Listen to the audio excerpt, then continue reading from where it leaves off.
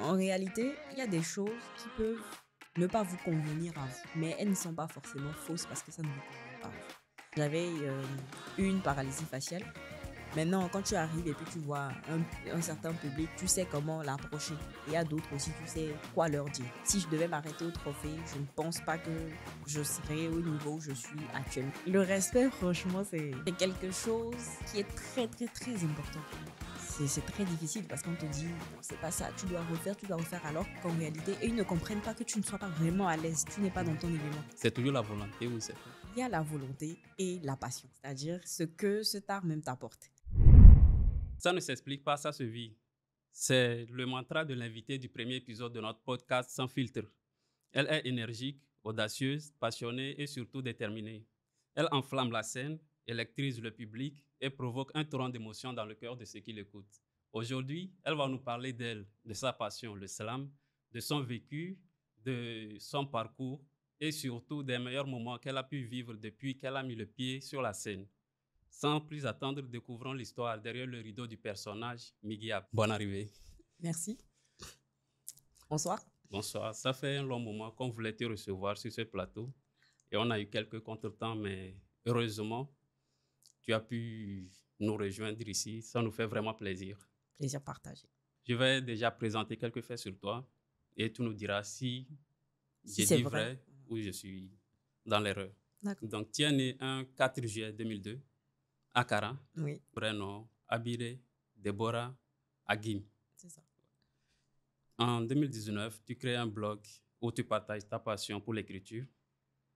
La même année, tu as participé au concours 1000 Top Retrouvailles Oui, que tu as remporté dans la catégorie slam. oui. Tu enchaînes avec d'autres compétitions comme Révélation au joutes verbales francophones, Slam Covid, premier prix, Oui. Grand concours d'art oratoire du club UNESCO de Lomé. Oui. Hormis ces compétitions sur lesquelles tu as presté, tu as également participé sur des scènes à l'Agora Senghor, à l'Institut français de Lomé, Oui. et j'en passe. Dans tes textes, tu dénonces la violence faite aux femmes. Tu parles également de persévérance et d'espoir. Cette année, comme tu l'as dit, tu as fait un grand pas vers l'avant en mettant en place ton tout premier spectacle, si je peux me le permettre, qui, déjà, il faut le signaler, c'est un guichet fermé. Oui, oui. Voilà, l'IDAO ou la marche du cœur. L'IDAO, la marche du cœur. La marche du cœur. Donc, sans plus attendre, on va... Non, à toi de me dire maintenant si... Si les informations sont Oui, vraies. oui. Oui, les informations sont vraies. Voilà. Vous en savez beaucoup sur moi, apparemment. Je n'ai pas omis quelques infos importantes. Non, ça va. Ça va. Je vais pas étaler toute ma vie non plus. Donc voilà. On verra tout dans le développement. Donc, comment tu as découvert le slam? J'ai tendance à dire que je suis tombée dans le slam juste comme ça. Mais ça, c'était beaucoup plus à mes débuts. Après, lorsque j'ai eu à faire face assez souvent à cette question, j'ai eu à réanalyser tout mon parcours et je me suis rendu compte qu'en réalité, depuis des années, j'écrivais. Depuis que ce soit le primaire, le collège, ou même encore le lycée, j'écrivais. Des choses peut-être qui n'avaient pas le sens que mes textes ont aujourd'hui, mais j'écrivais quand même juste ce qui me passait par la tête, juste pour m'amuser. J'aimais ça, lire, écrire et tout ce qui va avec. Avant même de penser au blog en 2019. Oui, avant même le blog. Donc, je me dis que tout vient de là. Tout vient de là. Et après, quand j'ai créé le blog, juste pour partager mes envies, mes journées et tout ce qui va avec, j'ai remarqué que les gens aimaient bien ce que j'écrivais. Et je peux dire que ce qui m'a fait officialiser avec le slam, c'est le concours 1000 Top dont vous avez parlé tout à l'heure. Et j'ai demandé aux organisateurs si mes textes que je publiais sur mon blog pouvaient servir de slam. Parce que jusque-là, j'entendais le slam, mais je ne savais pas que c'était ça qu'on appelle slam. Donc, ils m'ont dit oui. Et j'ai commencé à faire des recherches et j'ai écrit mon premier texte slam pour participer à la compétition et tout est parti de là. Donc, ton tout premier test, c'était un concours? Oui, un texte de slam proprement dit. J'écrivais des textes, mais des textes vraiment à l'air libre. Donc, ta première prestation, si on peut le dire, c'était un concours? Oui, c'était un concours. Que tu as La gagné? présélection d'un concours. Que tu as gagné? Oui. Et ça t'a rapporté quoi, cette expérience? de faire ton entrée dans la scène du slam par un concours? Est-ce que ça t'a mis la pression en te disant, ah, déjà, première scène, je gagne un concours, je n'ai plus droit à l'erreur? Non, je n'ai plus droit à l'erreur. Non, pas du tout. Déjà, à ma première prestation à la présélection, je me suis plantée. C'est-à-dire, j'ai commencé le texte et puis il a disparu de ma tête tellement mes pieds tremblaient. Et c'était la première fois de faire mes textes devant un public. Devant un public. Donc, après ça, j'ai eu la chance de rencontrer cette soirée-là des personnes beaucoup plus expérimentées que moi qui ont accepté de m'aider et pour travailler la scène, le texte et tout ce qui va dans ce sens. Donc, après cette victoire, moi, je me suis plutôt dit que voilà, je suis faite pour ça parce que j'ai apprécié ce moment partagé avec les gens et la manière dont ils acceptent mes textes, ils partagent les émotions que je mets dans ces textes-là. Moi, je me suis dit, voilà, je suis faite pour ça. Donc, j'ai voulu continuer parce que j'aimais ce que ça me faisait. Donc, c'est ce que ça m'a apporté. Pas que je n'ai pas droit à l'erreur, non, mais plutôt que je dois continuer dans cette discipline-là. Ouais. Et bon, pour ceux qui ont déjà eu la chance de vivre en live, tu es quelqu'un de très dynamique, Ah bon? mais dans les coulisses, tu parais un peu timide. Je suis timide. Je suis timide. Comment est-ce que tu arrives à transformer cette énergie, si je peux dire timide, mais sur la scène, c'est carrément une boule d'énergie? Ça ne s'explique pas. Ça Ça se se vit. vit. Non. D'ailleurs, il y a également une question où j'allais te demander de m'expliquer déjà c'est quoi, ça ne s'explique pas, ça se vit. D'accord. Ça t'est venu comment en fait? Je dois y répondre maintenant ou après? Sens-toi à l'aise. D'accord. Déjà, je dis souvent aux gens que quand je suis sur scène, c'est carrément autre chose. Je vais pour accomplir une mission. Je vais pour Tu es au combat. une prestation, voilà. Mais quand je ne suis pas sur la scène, c'est beaucoup plus difficile pour moi d'approcher certaines personnes. Mais s'il y a une certaine mission que je dois faire, c'est-à-dire je dois approcher telle personne pour lui parler pour quelque chose de précis, Tu le fais. je le fais. Même si j'ai un peu peur et tout ça et tout. Mais sur scène, c'est autre chose. Là, je suis sur mon territoire, je viens faire ce que j'aime faire et ce qui plaît à ceux qui sont venus m'écouter. Donc ça, c'est carrément différent. Moi, je différencie l'amigable sur scène et l'amigable qui n'est pas sur scène. Carrément différent. D'ailleurs, c'est sur scène que c'est amigable, mais hors scène, c'est abidé. Voilà. Bon, parfois, abidé aussi est sur scène. C'est une autre parenthèse. On reviendra. Donc, explique-nous, c'est quoi ça ne s'explique pas? Ça ne s'explique pas, ça se vit. C'est... comment expliquer alors que ça ne s'explique pas? C'est une phrase qui m'est venue de toutes mes expériences. Vous avez parlé tout à l'heure de concours et tout ça. Et en 2022, je remportais les Joutes verbales francophones après 3 années de participation. Donc, à l'issue de ce concours, j'ai pu participer maintenant à la compétition internationale, les rencontres internationales d'éloquence et de débat francophone RIDEF, que j'ai aussi remporté. Et la même année, j'ai remporté le prix d'excellence, le prix Kaïdobé pour l'excellence féminine. Ça faisait 3 trophées pour 3 années de participation. Oui. En regardant tout ça, je me suis dit, mais qu'est-ce qui se passe en fait? Je me disais, bah, c'est l'expérience, la persévérance, la détermination ou qu'est-ce qui fait que je mérite tout ceci? Et je ne trouvais pas d'explication. Et par rapport à tout ce que j'ai vécu, voilà, je ne trouvais pas de mots, je ne trouvais pas d'explication. Et par rapport à tout ce que j'ai vécu, déjà, plus petite, j'ai rêvé d'être sur scène, de pouvoir parler devant les gens, mais je n'avais pas l'occasion de le faire. Et après, quand ça m'est arrivé comme ça, et je venais d'avoir mon bac, en même temps, je tombe sur la scène, et en 3 années, j'ai des victoires, des expériences que je n'aurais jamais imaginées. En regardant tout ça, la seule phrase qui m'est venue en tête, c'est que ça ne s'explique pas, ça se vit, parce que j'arrivais même pas à expliquer ce que je ressentais. Et pour toi, c'est venu trop tôt, tous ces prix que tu as remportés? Non, trop tôt. Non, je ne vais pas dire trop tôt. Pourquoi trop tôt? Non, c'est pas venu trop tôt, mais c'est inexplicable, je vais dire. Je ne sais pas comment expliquer, mais c'est pour dire que ce que je ressens, je ne peux pas expliquer ça à une personne au point où elle le ressente comme moi je le ressens. Donc, ça ne s'explique pas, ça se vit. C'est devenu carrément une devise pour moi. C'est-à-dire, dans toutes les choses que je veux faire, dans toutes les choses que j'entreprends, je travaille à ce que je ne puisse pas les expliquer, donc je préfère les vivre.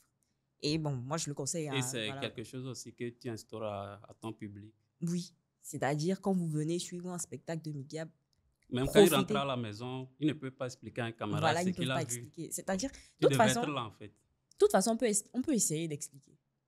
Mais Mais ça n'aura pas la voilà, ça même n'aura pas intensité que... le même goût, on va dire. Voilà. Donc, ça ne s'explique pas, ça se vit terre à terre. La phrase même s'explique. Ça ne s'explique pas, ça se vit. Si tu devais définir ton style en 3 mots. Mon style. Mon style vestimentaire. ton style d'artiste la Mon musique. style d'artiste. Oui. Toi, tu dirais quoi? Je parlerai de passion, d'audace et un peu de folie. C'est ça? Bon, de folie au Passion, sens audace, propre. folie. Mais Aussi simple que ça. Passion, audace, folie. Voilà, c'est ça.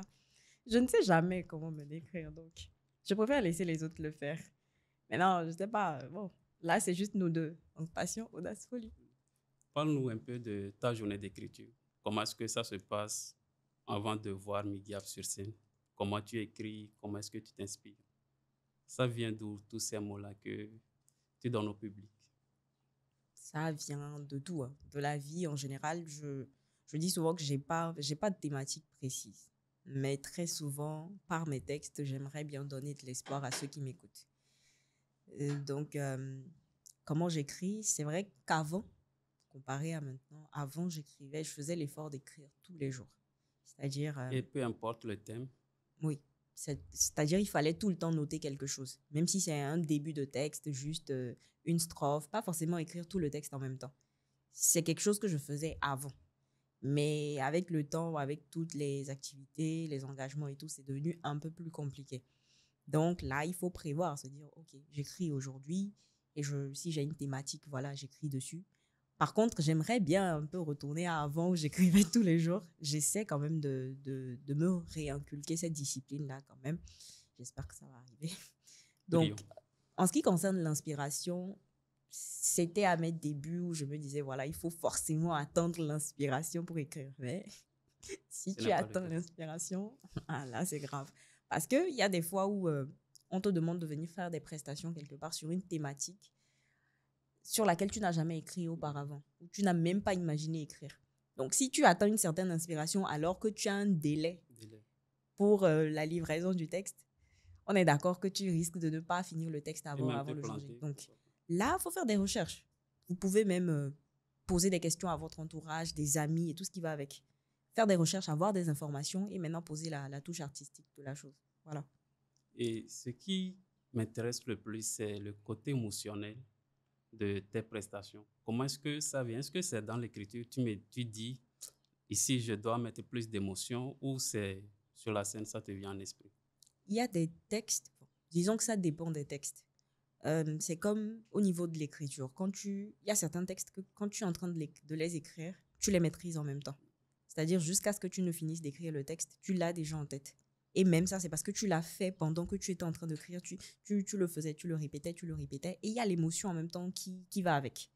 Maintenant, il faut savoir que tu peux arriver sur une scène et vouloir changer toutes les émotions même que tu véhiculais dans le texte. Et parfois même, c'est le public aussi qui te transmet l'émotion que tu dois dégager dans le texte. Et ça marche quand Oui, tu le fais directement sur la scène. Oui, ça marche. Je vais dire que ça marche. Parce que, comme je le dis, ça dépend du texte.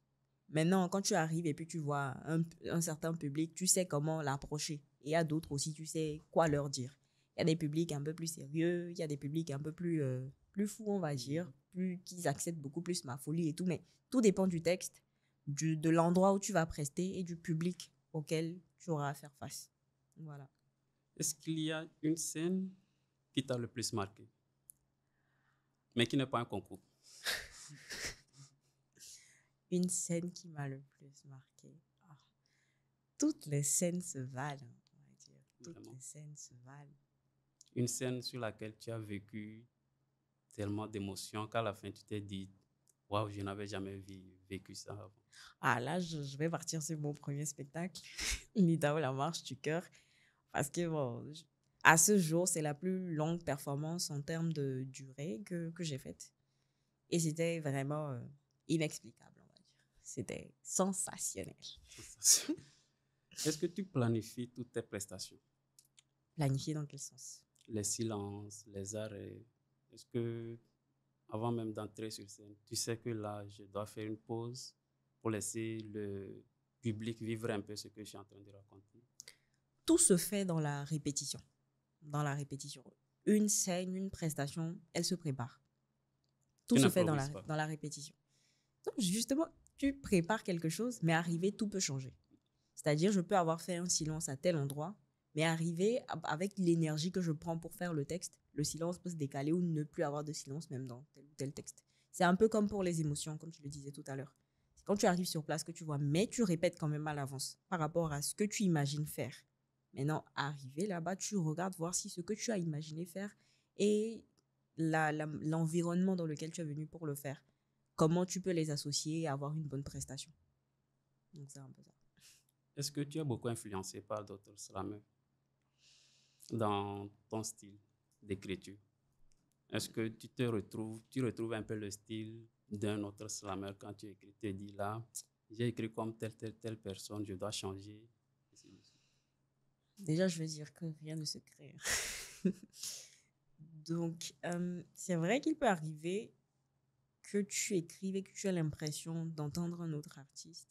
Maintenant, c'est à toi de voir si tu gardes cette version ou pas. Tu changes. Tu peux vouloir tellement cette version que tu l'as fait. Et tu peux même la faire, mais en ajoutant toi ton grain de sel au point où on ne va pas reconnaître cet artiste-là. C'est parce que toi, tu as écouté cet artiste que tu te dis que c'est ça. Et quel artiste revient le plus souvent? Est-ce qu'un artiste revient assez souvent? Non. Artiste slammer. Oui. Bah, c'est vrai que certains, en m'écoutant, ont l'impression d'écouter une slameuse camerounaise qui s'appelle Little. Quand ils m'écoutent, mais beaucoup plus en audio.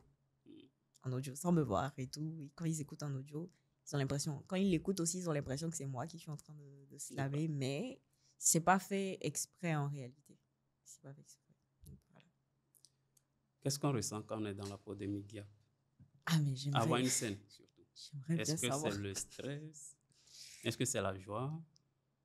Le stress. Ou la peur? Le stress. Beaucoup de stress. Beaucoup de stress. À chaque scène? Oui, beaucoup, énormément de stress. C'est comme avant cette interview-là. Je suis stressée en ce moment même. Beaucoup de stress. Je suis Madame Stress, en fait. Et à partir de quel moment tout ce stress-là se dissipe quand tu es sur scène? Parce qu'on n'a pas l'impression de voir quelqu'un qui est stressé quand tu fais tes prestations. Déjà, à mes débuts, j'étais plus stressée qu'avant. Mais on va dire que le stress ne disparaît jamais. Il suffit juste d'apprendre à le gérer. Et là, on le sent moins. Il est moins lourd. Maintenant, c'est avec quelques astuces. Déjà, je suis dans A oratoire et tout, slam et tout. Est-ce que tu peux nous partager 2 ou 3 astuces? Quand j'arrive sur scène, oui. je ne prends pas la parole en même temps. Je préfère m'imbiber du public d'abord. C'est une question de quelques secondes. Non, même si je dois monter sur une scène. Tout dépend de la mise en scène que j'ai prévue avant d'arriver.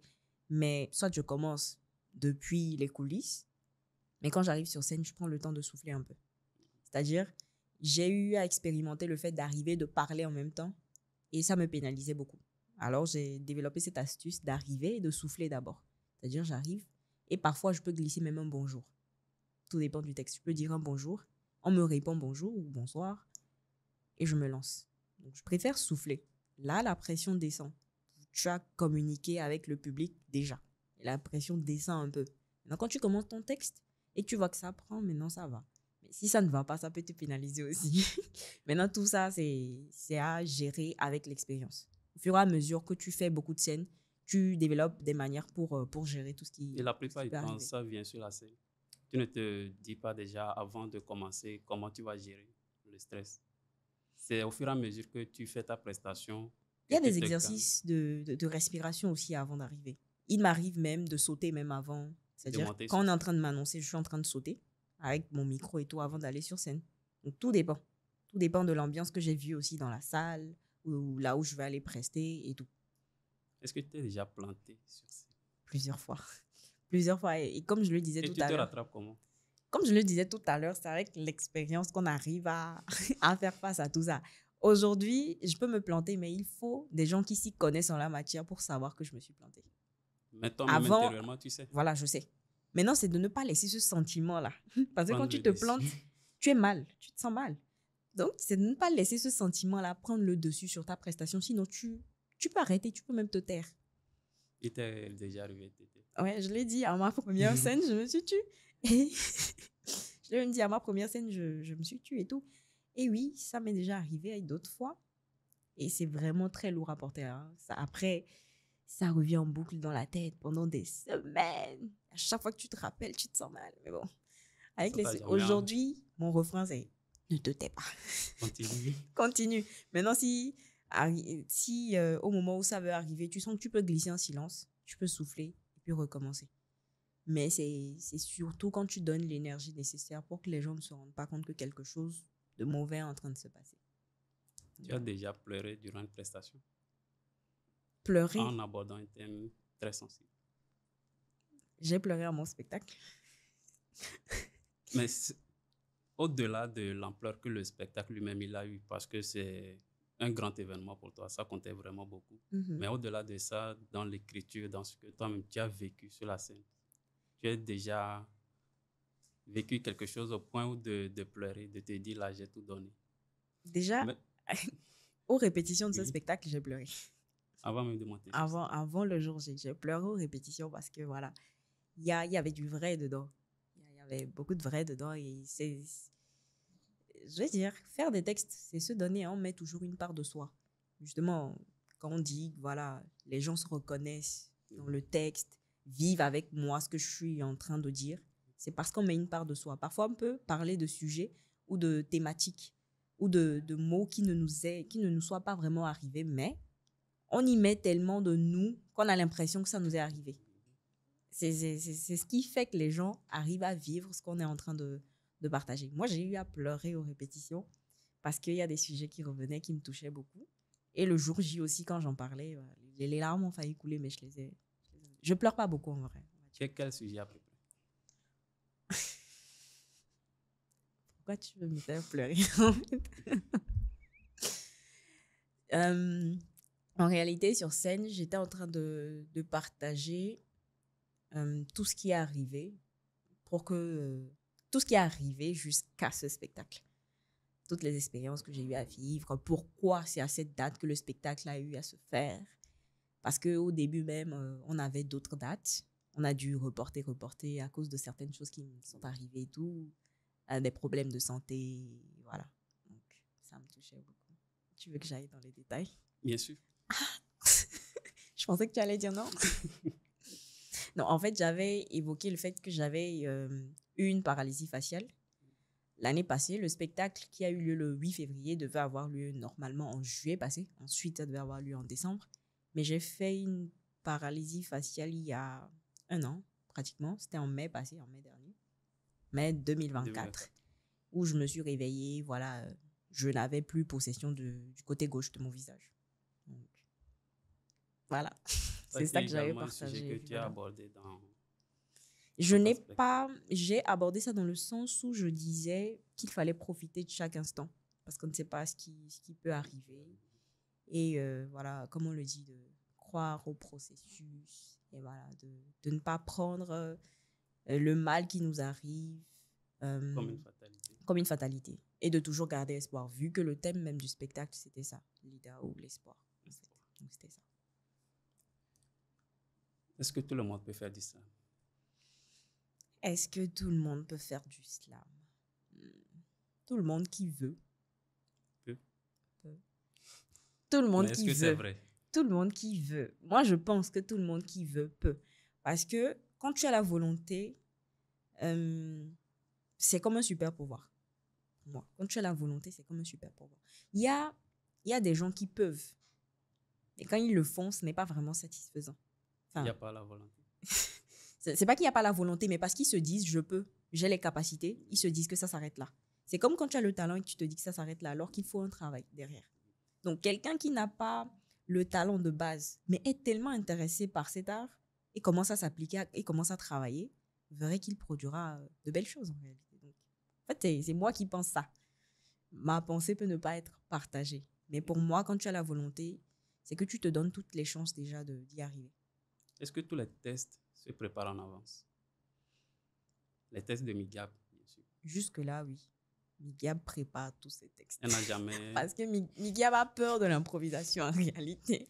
Bon, on improvise toujours hein, d'une certaine manière parce que à un moment, quand tu arrives à maîtriser ton texte, dans le rendu d'une scène à une autre, ça peut être différent. Donc, c'est surtout pouvoir jouer avec le public aussi. Tu ajoutes de petites choses et tout, mais écrire un texte en entier, à improviser, non, je ne l'ai pas encore fait. Je flippe, je le dis. Quel est le conseil que tu reçois le plus, mais que tu n'appliques pas?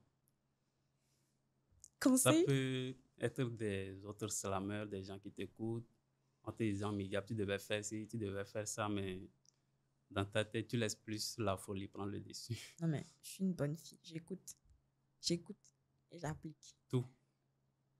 Ouais.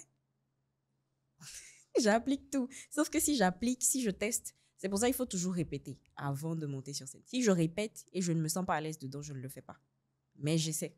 J'essaie quand même. Parce que bon, voilà, ça peut être un bon conseil. Peut-être que c'est quelque chose qui a marché pour cette personne qui m'a conseillé, mais qui ne va pas forcément marcher pour moi. Et même quand je conseille, même d'autres personnes qui m'approchent, je leur dis, voilà, moi, c'est ce que j'utilise. C'est les astuces que j'utilise. Je ne peux pas te garantir que ça va marcher pour toi, mais si tu ne perds rien à essayer, en fait. Et quels sont les conseils que tu donnes le plus à ceux qui t'approchent avant de monter sur une scène? Moi, je leur dis de tout oublier, de vivre la scène. C'est-à-dire surtout ceux qui m'approchent pour des concours. Oui. Ils doivent participer à des concours. Mais les gens ne comprennent pas forcément quand je dis d'oublier le trophée, d'oublier la victoire pendant que tu es en train de prester. On pense tous à la victoire. Hein. On veut tous gagner. Mais par rapport, moi, si à mes débuts, je pensais tout le temps à la victoire, au trophée et tout. Mais c'est par rapport à l'expérience que j'ai eue que aujourd'hui, je peux dire, OK, pendant toute la compétition, en réalité, essaie d'oublier le trophée. C'est-à-dire, c'est toi que tu veux surpasser. Le moment présent. Voilà, ta performance passée, tu dois faire mieux à la prochaine performance. Et normalement, c'est ça, en fait. Maintenant, c'est après que tu aies donné ta dernière performance que tu dois maintenant penser au trophée. On y pense hein, d'une certaine manière, mais c'est de ne pas se concentrer dessus parce que quand on commence les concours, en réalité, c'est pour gagner. Mais on oublie l'expérience qu'on acquiert, tout ce qu'on apprend tout au long de ces compétitions-là. Mais aujourd'hui, je ne peux pas dire ça à des personnes qui viennent de commencer parce qu'ils ne vont pas forcément comprendre. Ils vont se dire, voilà, j'essaie de les tromper alors que ce n'est pas ça. Mais c'est de vivre toutes les scènes. C'est de vivre toutes les scènes. C'est mon conseil. C'est très difficile de vivre toutes les scènes, mais c'est le conseil que je donne très souvent. Et en parlant de trophées, quel trophée a plus eu d'impact dans ta vie? Tous les trophées. Tous les trophées. Je ne parle pas de tes performances. Je parle dans ta vie, les portes que ça t'a ouvertes et tout. Ok. Ouais, tous les trophées. Hein. Parce que je ne les ai pas eus au même moment. C'est-à-dire, cette année, j'ai ce trophée. L'année qui suit, j'ai ce trophée. Ou bien ce mois, j'ai ce trophée. Le mois qui suit, j'ai ce trophée. Et c'est ça qui me faisait connaître en réalité. C'est-à-dire, la visibilité s'est construite petit à petit. Donc voilà, tous les trophées ont leur utilité dedans. Autre question, est-ce qu'il faut être doué en littérature avant de se lancer dans le slam? Doué en littérature, comment? Savoir écrire. Savoir écrire. Précisément. Je peux dire que ça s'apprend. Quelqu'un qui n'est pas... Ça rejoint un peu la question que tu as posée tout à l'heure là. Est-ce qu'il y a des trophées qui t'ont apporté plus d'ouverture?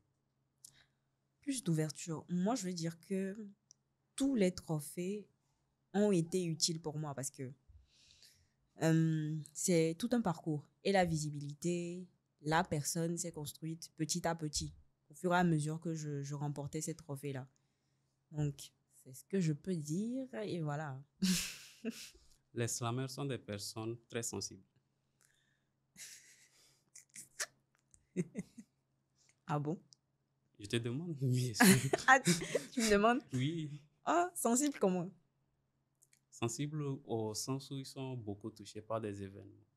Parce que quand tu es sur scène, l'objectif aussi, c'est de faire vivre quelque chose aux gens qui viennent te voir. Mm-hmm. Mais est-ce que tu peux faire vivre toutes ces choses-là si toi-même, ça ne te touche pas? Non, ça me touche. Donc, et l'objectif, même en partageant avec les gens, c'est que ça les touche. Peut-être les emmener à poser des actions, bien sûr, tout dépend des thématiques. Oui, ça me touche, mais oui, je suis sensible alors. Si c'est dans ce cas-là, je suis sensible. quelle est la thématique que tu trouves un peu plus compliquée à aborder?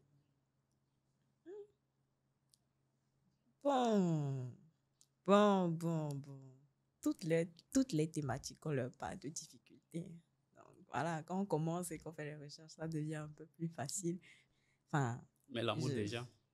Oui, oui. Est-ce qu'on Un peut peu. dire que Migyab est une personne romantique? Eh, oui, je suis romantique. Mais c'est pas à moi de le dire. C'est d'autres personnes qui doivent dire ça. Moi, je sais pas si... En vrai, non. Je ne sais pas si je suis romantique. C'est à d'autres personnes de me le dire. Est-ce que je suis romantique? On verra. Le slam ne s'apprend pas. Le slam ne s'apprend Quitter pas. de nulle part et dire, bon, moi aussi, je vais commencer par apprendre le slam pour devenir slam. Ouais, ça s'apprend. Comme toute discipline. Mais non, je vais dire que c'est vrai que ça sera beaucoup plus difficile pour quelqu'un qui n'a pas... Est-ce que je vais parler de talent?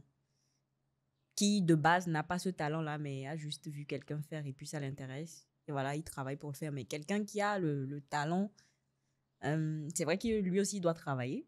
Mais pour quelqu'un qui n'a pas le travail, est encore plus dur, on va dire. Mais oui, moi, je pense que le slam, ça prend. Ça s'apprend. Le slam, c'est pour les intellectuels.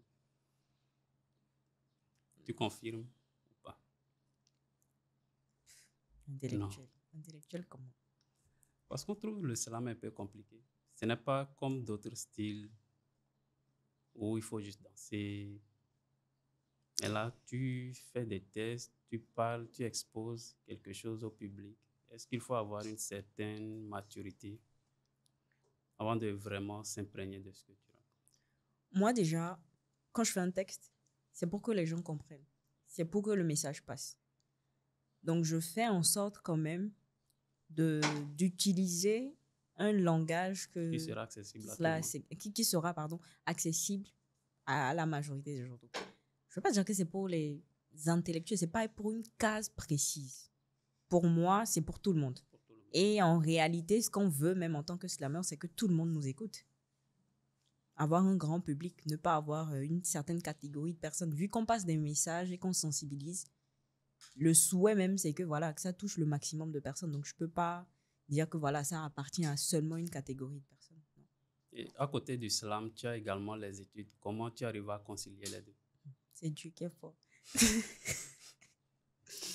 Franchement, c'est difficile, mais quand tu te rends compte que c'est pas impossible, tu mets tous les moyens quand même pour le faire.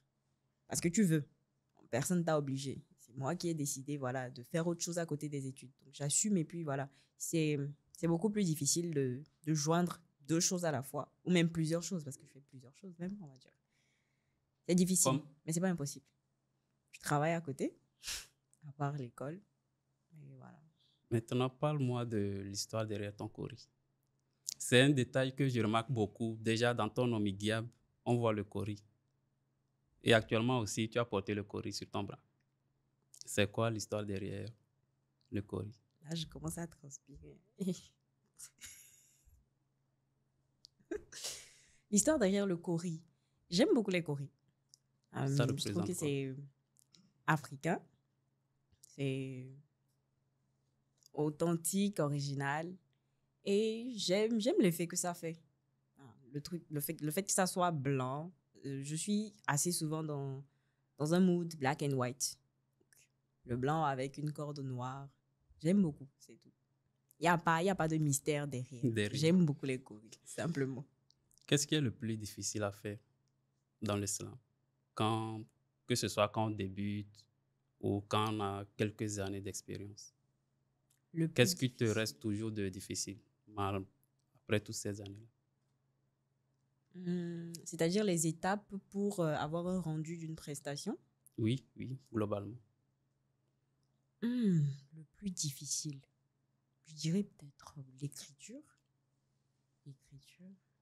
Ouais, l'écriture. Parce que bon, quand tu finis d'écrire, forcément, tu répètes ton texte et puis tu le maîtrises et tu vas sur la scène. Mais je dirais l'écriture. Il t'est déjà arrivé de réviser un texte à la dernière minute avant de monter sur scène? Un texte à la dernière minute avant de monter sur scène. Un nouveau texte ou bien un texte qui existait depuis longtemps? Que tu avais déjà prévu pour la scène. À quelques minutes de montée, là, tu changes directement. Oui, je le fais très souvent, même si ce n'est pas conseillé. Parce que répéter à la dernière minute, c'est vraiment pas malin parce que tu peux aller et puis maintenant te perdre sur scène. Mais je le fais très souvent et c'est beaucoup plus quand je ne me suis pas assez préparée. Donc là, j'hésite, je dois revoir si j'ai le texte en tête comme il le faut. Mais c'est pas conseillé. C'est pas conseillé de répéter à quelques minutes de la scène.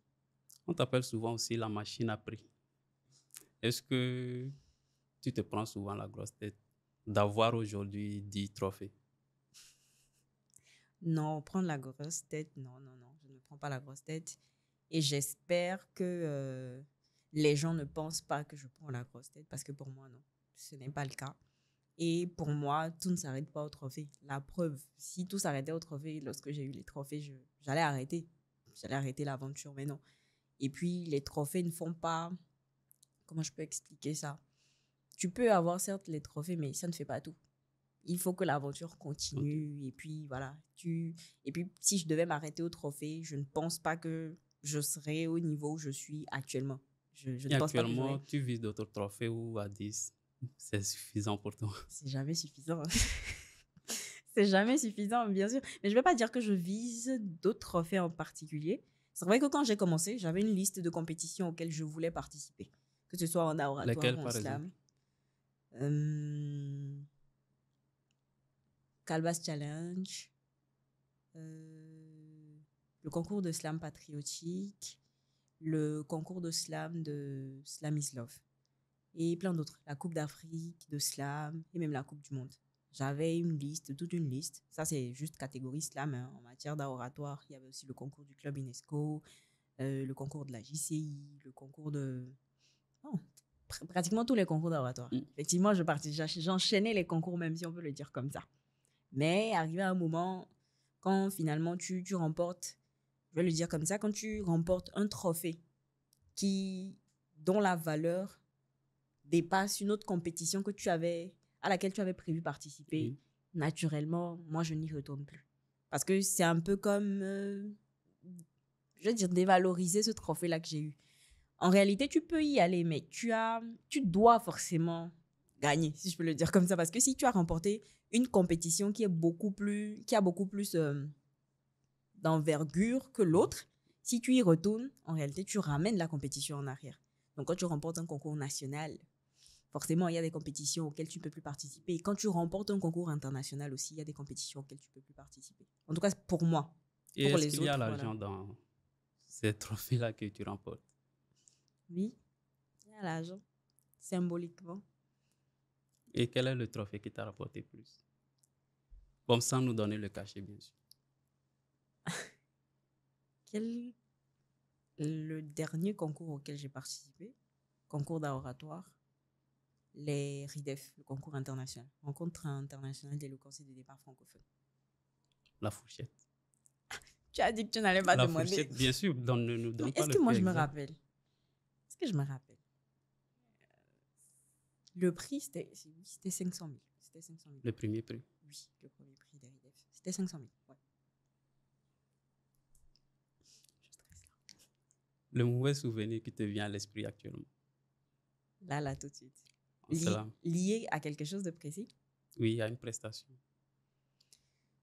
Je vais prendre une compétition d'oratoire. Les Jours de la balle francophone 2021. Comme je l'ai dit, j'ai participé 3 années de suite. Oui. Et en 2021, je me disais que c'était l'année de mon année. C'était ma deuxième participation et pour moi, j'allais gagner. C'est-à-dire, il y avait personne d'autre. Et comme à la précédente participation, je m'étais arrêtée en demi-finale, mais cette fois-ci, je m'étais dit que si j'arrive à avoir mon passeport à la finale, c'est bon, c'est pour moi, quoi. Et effectivement, je suis allée en finale. J'ai préparé mon texte, j'ai préparé ma présentation, il fallait pitcher un projet. Tout était bien, non, ça allait être tranquille. J'avais mis mon gilet jaune parce que je devais parler d'un projet de développement de ma commune. Et j'arrive. Je commence mon texte avec une petite blague qui a été très bien reçue. Oui. Le public, le jury, tout le monde a rigolé. Et plus rien. C'est-à-dire que tout a disparu de ma tête. Tout le texte que j'avais préparé. Après la blague, j'avais plus rien. Donc j'étais là. Vide total. Je regardais le public. Et heureusement, j'ai éloigné mon micro parce que j'avais dit des gros mots même, tellement j'étais énervée de ce qui était en train de se passer. C'est une histoire de quelques secondes, hein. Et le texte est revenu. Mais j'ai fait une bêtise. J'ai repris la même blague. Cette fois-ci, personne n'a ri. Je devais juste continuer mon texte, mais il m'a fallu un grand courage pour ne pas fuir la scène au moment où ça s'est produit. Parce que je ne me sentais même plus à l'aise à parler devant eux.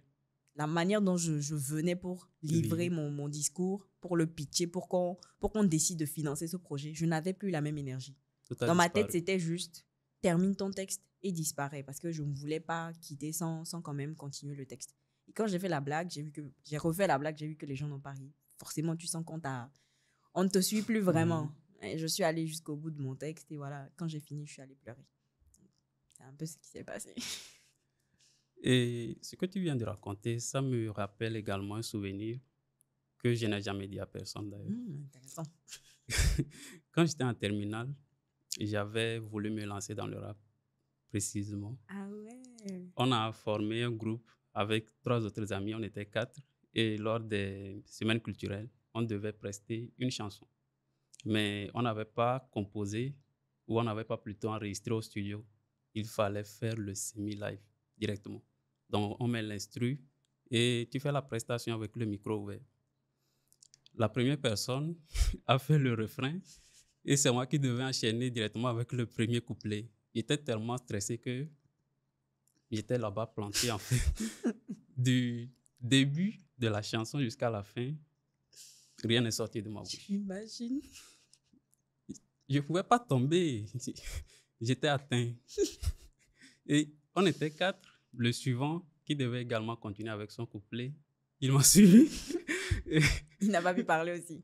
rien du tout. Aïe, aïe, aïe. Bon, heureusement qu'il n'y a pas de vidéo.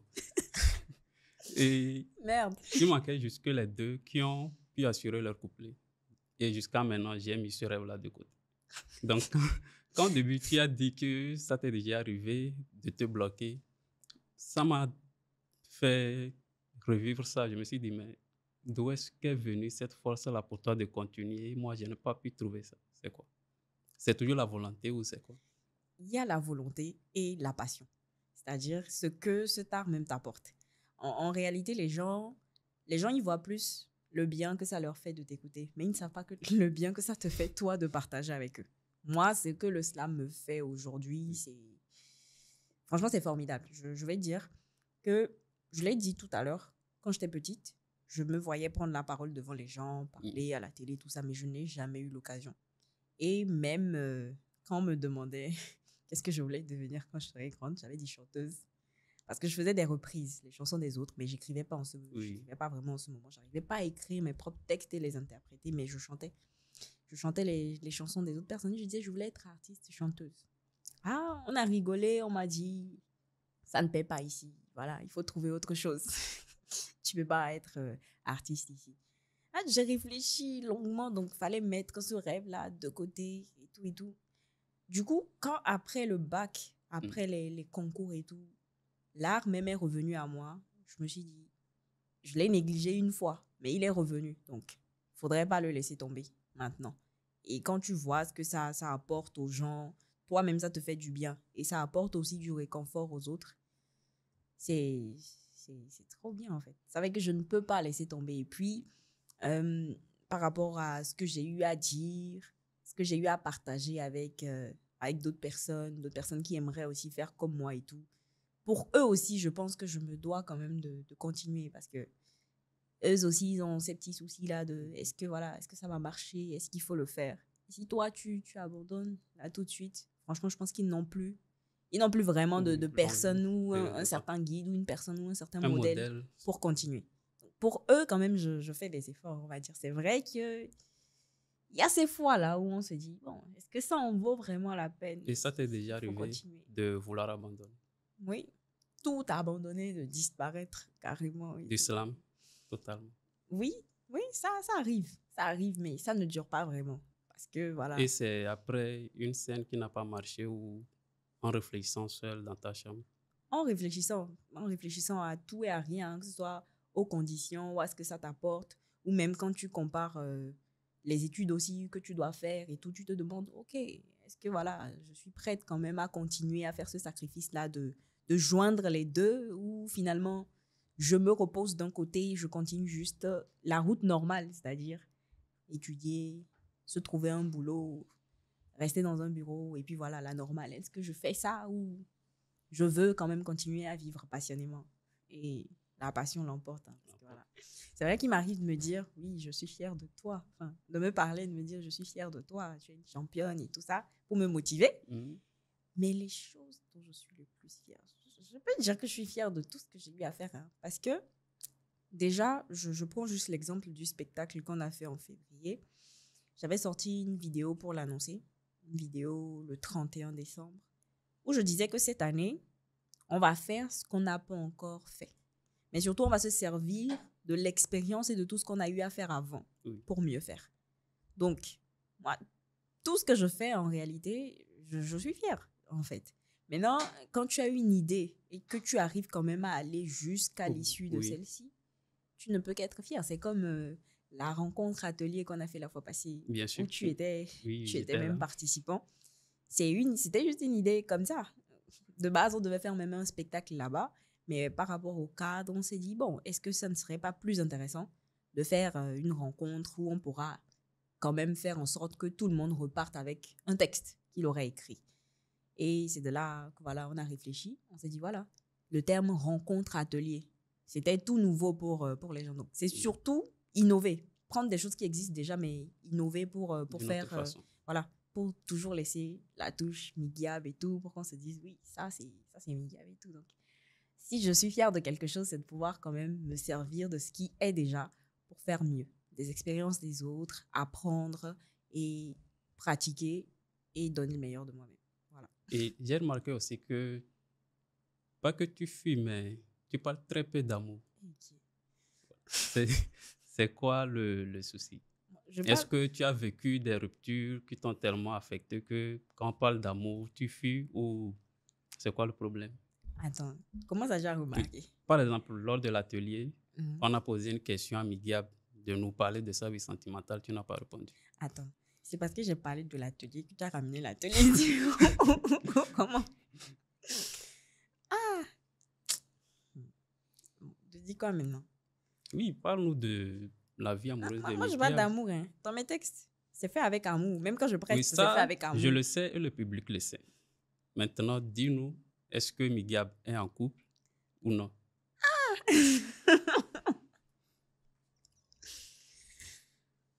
Je ne suis pas mariée. Je ne suis pas mariée. Ce n'est pas une réponse. Je ne suis pas mariée, c'est la réponse. Est-ce que je suis en couple? Je ne suis pas mariée. Mais je ne suis pas un cœur à prendre. Je ne suis pas mariée. Je ne suis pas un cœur à prendre. Et est-ce que tu te fais beaucoup draguer dans le milieu du slam? Comment ça? Par d'autres artistes slameurs, par des promoteurs d'événements ou même des personnes du public qui viennent te voir? Ça dépend de comment on définit draguer là. Hein. Tu le définis comment? Toi, tu définis draguer comment? Pour toi, c'est quoi? Une personne avec des pensées qui peuvent aboutir, comme tu as dit, au mariage. Mais attends. On peut aborder quelqu'un, lui parler, lui faire des compliments, mais ne pas forcément avoir ces intentions-là. Hein. Ouais. Maintenant, ces intentions-là dont tu parles, est-ce que quelqu'un a déjà eu ce genre d'intention envers toi? Oui. Oui. Des artistes slameurs? C'est arrivé. Oui. Du public aussi, tout comme des promoteurs. Oui. Et ça me mène également vers une question, mais beaucoup plus sérieuse. Est-ce que tu as déjà eu des faveurs d'un promoteur qui avait peut-être de l'attirance envers toi pour augmenter ton cachet? Non. Jamais? Non. Ou peut-être que c'est arrivé, mais la personne ne t'a pas dit ouvertement que c'est à cause de ça que j'ai augmenté le cachet. Peut-être. Mais est-ce que c'est déjà arrivé même que quelqu'un augmente mon cachet juste comme ça? Non, pas vraiment. C'est-à-dire, avant même le travail, si on a fixé un cachet, c'est ça qui vient. C'est ça qui vient. Et tu as déjà fait une prestation où on t'a pas payé? Où le prix, le contrat est déjà prévu, mais après la prestation, plus rien. Tu appelles, on dit la personne est indisponible. Non, ça par contre, ça ne m'est pas arrivé. J'ai failli dire ça ne m'est pas encore arrivé, mais je retire là encore parce que j'espère que ça ne va pas m'arriver. Mais des prestations où on n'a pas payé, oui, c'est arrivé, surtout à mes débuts. Où je vais le dire clairement, il y a ces fois là où tu vas avec un certain objectif, expérience, visibilité, Oui. voilà, ça c'est surtout au début et tout. Mais aujourd'hui, si quelqu'un voilà, sollicite une prestation, tout dépend, hein, tu peux faire des prestations gratuites, tout dépend de toi. Mais voilà, si on conclut qu'il y aura un cachet, tu payes. Il y a certains contrats qui paient à l'avance, d'autres après. Bon, tout dépend des modalités qu'on se donne avant le travail. Voilà. Et pour avoir Midiap sur une scène, il faut débourser combien? Comme tu fuis les prix exacts, donne-nous des fourchettes. Pour avoir Oui. Midiap sur scène, comme je le dis, ça dépend du travail. Ça dépend vraiment du travail. Et le délai Je aussi? ne vais pas vraiment donner une fourchette, hein, parce que ça dépend du travail. Au moins le minimum. J'ai un spectacle, je pense à inviter l'artiste Midiap. Combien est-ce que je suis prêt à mettre? Le minimum. Le minimum actuellement, Oui. disons... Après les 10 trophées. Le minimum, disons 150 balles. Le maximum. Il n'y a pas de maximum. Il n'y a pas de maximum. Et quels sont les aspects qui influencent plus le prix? À part le travail, est-ce qu'il y a d'autres, par exemple, le nombre de publics ou bien la salle? Est-ce que ça aussi, ça peut avoir un impact sur le prix? Une salle trop grande, un prix trop grand? Moi, je ne me fixe pas sur ça.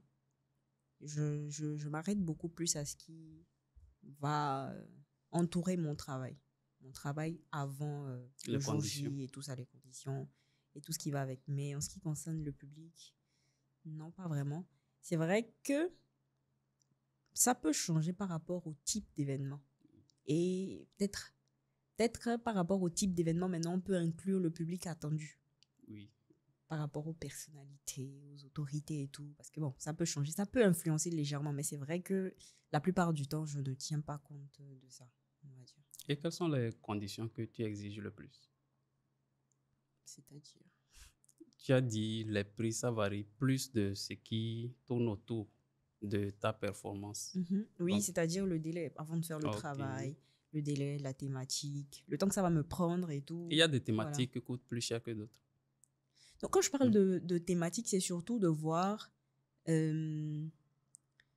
c'est directement lié au délai. C'est-à-dire par rapport à la thématique, je dois voir combien de temps ça va me prendre pour travailler dessus. Et moi-même, je dois analyser mes conditions actuelles lorsque tu me demandes une prestation.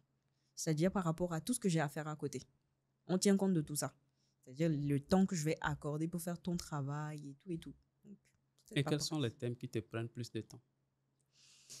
Je n'ai pas encore eu à travailler sur tous les thèmes, en réalité. Oui, mais non, je peux dire que les thèmes qu'on n'a pas eu à toucher peuvent prendre plus de temps.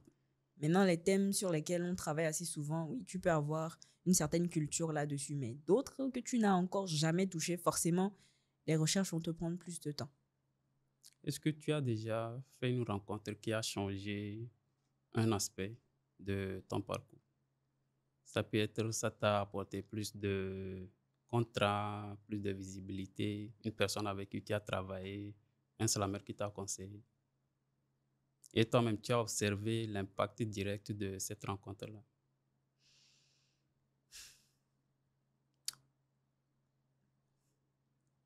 Jamais? Pas vraiment. Pas vraiment. Mais il faut dire que quand je me mets à travailler avec quelqu'un, ou quand je me mets à travailler sur un projet donné, c'est avec certains objectifs. Et puis, j'aime beaucoup observer. Et je dis souvent que quand les gens vous parlent, vous conseillent, vous parlent de leur expérience, leur parcours, en réalité, il y a des choses qui peuvent ne pas vous convenir à vous. Mais elles ne sont pas forcément fausses parce que ça ne vous convient pas à vous. Donc, moi, ce que je fais, c'est que quand on discute, je prends juste ce qui m'arrange dans tout ce que tu me dis. Ce qui peut m'être utile. Oui. Maintenant, pour les autres, je peux tester, je peux appliquer si ça ne marche pas. Voilà. Voilà, il n'y a Pas pas de grave. problème, je ne me gêne pas à tester. Mais quand j'écoute les aînés et tout le monde et tout, je prends le temps d'écouter et je prends juste ce qui m'intéresse dedans. Maintenant, sur chaque projet, chaque expérience, il faut quand même faire l'effort de gagner quelque chose. Euh, et jusqu'à présent, je reviens toujours sur le spectacle parce que c'était la plus grande performance que j'ai fait Oui. jusque-là. Mais pour en arriver là, il a fallu faire plusieurs expériences pour arriver à danser sur scène, quelque chose que je ne faisais pas avant, mais c'est parce que j'ai eu à l'essayer sur d'autres scènes. Et sur ces autres scènes, en fait, c'était obligatoire de danser. Et si tu n'es pas ouvert à l'apprentissage, tu ne veux pas apprendre de nouvelles choses, arrondir ton art ou associer ton art à d'autres expériences, tu ne peux pas forcément le faire. Et pour les objectifs que moi j'ai, c'est-à-dire pouvoir mettre le slam dans pratiquement tout ce qu'on fait et de pouvoir être à l'aise sur scène, voilà, moi, dans tous les projets, dans toutes les expériences, moi, je fais tout pour apprendre quelque chose. Parce que à mes débuts, je n'étais pas totalement à l'aise sur scène. Il m'a fallu faire plusieurs scènes, tenter de nouvelles choses, voire même faire des choses qu'auparavant je trouvais ridicules, si je peux le dire comme ça, pour pouvoir être la personne que je suis actuellement. Et voilà. Et tout ça, ça a été difficile Oui, au début. assez difficile parce que quand vous faites des résidences et vous devez répéter, c'est très difficile parce qu'on te dit non, c'est pas ça, tu dois refaire, alors qu'en réalité, et ils ne comprennent pas que tu ne sois pas vraiment à l'aise, tu n'es pas dans ton élément. Mais c'est pas à eux de comprendre, c'est à toi de te surpasser tout en restant vraiment dans ce que tu aimes faire, hein, et ne pas déborder et tout sur ce qui ne t'arrange pas. Je prends ma dernière expérience, la dernière résidence qu'on a faite, la guerre des femmes, où pour moi, je devais venir faire des textes pendant que des photos défilaient. Mais finalement, on a eu une mise en scène qui faisait que je devais jouer à l'Amazon. Donc, j'ai eu à courir, à casser les balais, à même casser un balai sur scène. Mais pendant les répétitions, j'avoue qu'il y a des parties où je me disais, mais est-ce que je peux faire ça? Est-ce que je peux courir? Surtout que j'ai couru, hein, j'ai couru pendant les répétitions. Au point même où le jour de la restitution, quand on a fini, je me suis demandé, ah, c'est fini, c'est déjà fini. Je n'étais pas fatiguée comme j'étais fatiguée aux répétitions. Parce que tu cours, tu vas, je devais toucher des images sur le mur. Je cours, je vais, on dit non, c'est pas ça. Tu reviens, tu cours. Il y a eu des fois, je passais toute la journée pratiquement à l'institut parce que c'était une résidence. Il y a des moments, quand on fait la pause, je m'endors. Tellement je suis fatiguée. Et on me réveille. À peine on te réveille, en fait, on doit commencer. Donc, tu te mets à faire des échauffements, à courir et tu dois oublier la fatigue et puis te lancer. Mais tout ça, aujourd'hui, moi, quand on a fini la performance, moi, j'étais contente parce que, encore une fois, j'ai fait quelque chose que je n'avais pas fait avant.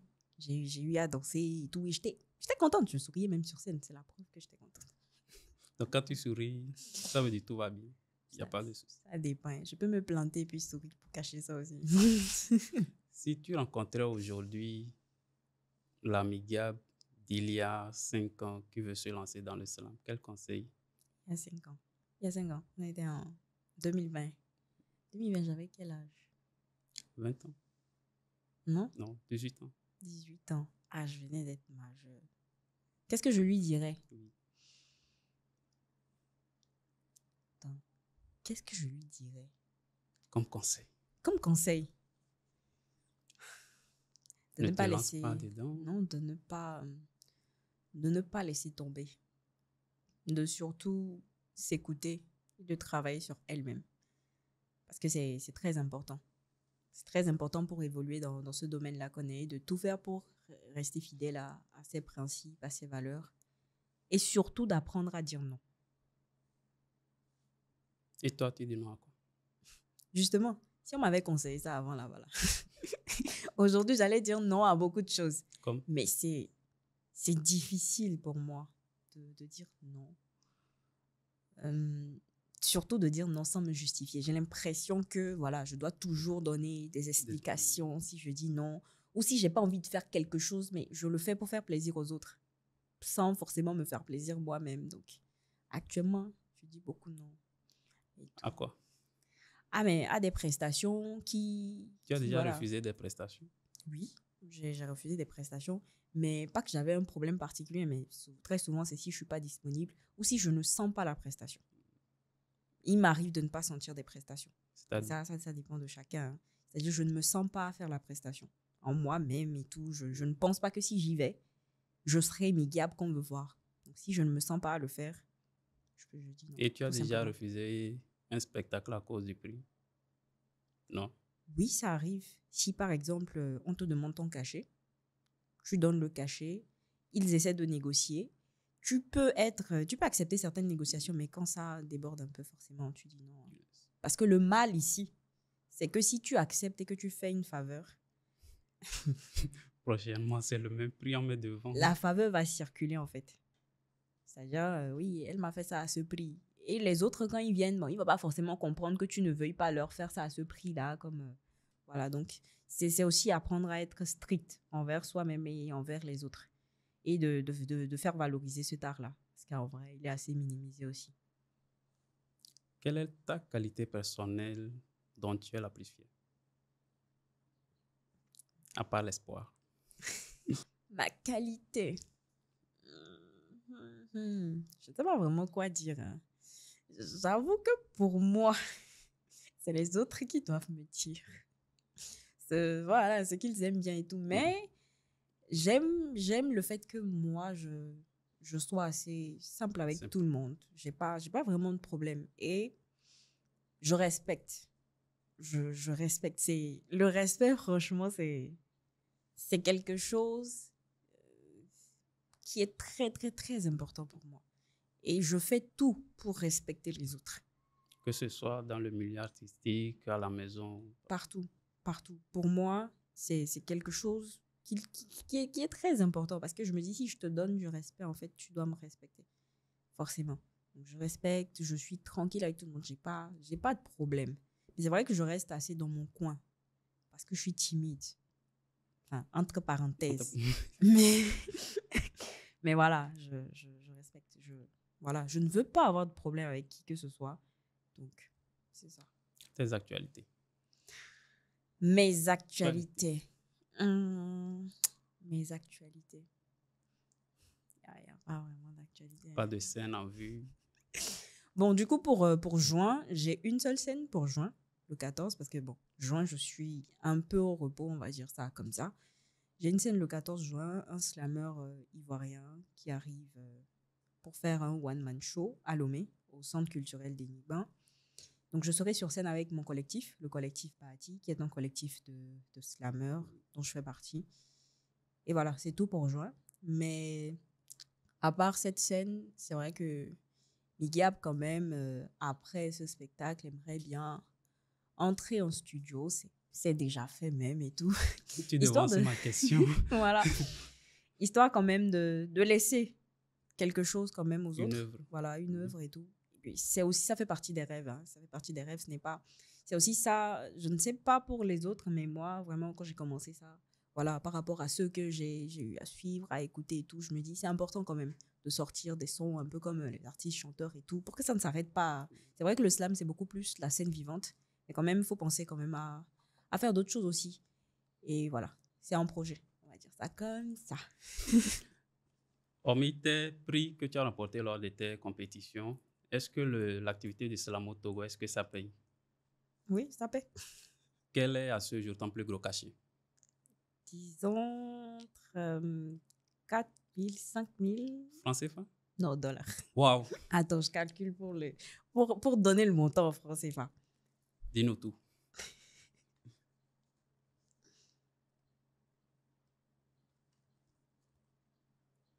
En francs CFA, on peut dire entre 2-3 millions. Waouh, waouh. Pour une scène? Oui. Un Et show privé, on peut dire. Hein. Mais pour des personnes vraiment, voilà, qui étaient là en vacances seulement et tout. ça me donne envie de passer au slam. Vas-y, bienvenue. Et c'est la fin de ce premier épisode de notre podcast Sans filtre. Donc, Migiab, merci d'avoir accepté notre invitation. Merci aussi. J'espère que tu t'es bien amusé, que tu as été confortable, que également tu as été bien reçu. Entre parenthèses. Et c'était bien, j'ai passé un super bon moment, à part les questions qui piquent un peu, ça va. tu nous as dit beaucoup de choses sur l'activité, sur le slam, sur ta vie, tes impressions. Ça nous fait vraiment plaisir. Et aux téléspectateurs qui nous regardent, on vous invite à vous abonner, à nous suivre et pour ne pas rater nos prochains numéros.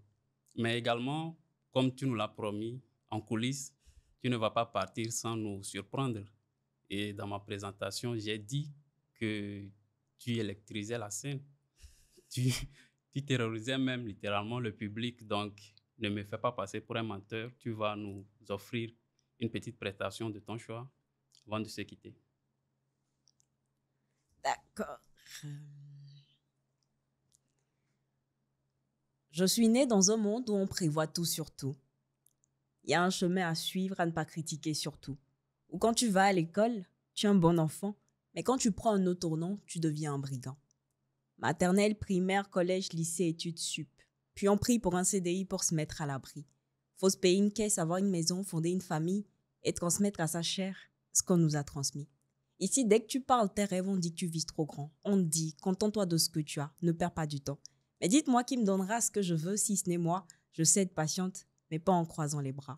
On m'a dit l'art, ça ne marche pas pour tout le monde. J'étais prête à tout lâcher, mais attendez, je suis pas tout le monde. J'ai des verres à partager, des gens, des âmes à apaiser. Et tant que je le pourrai, je ne compte pas m'arrêter.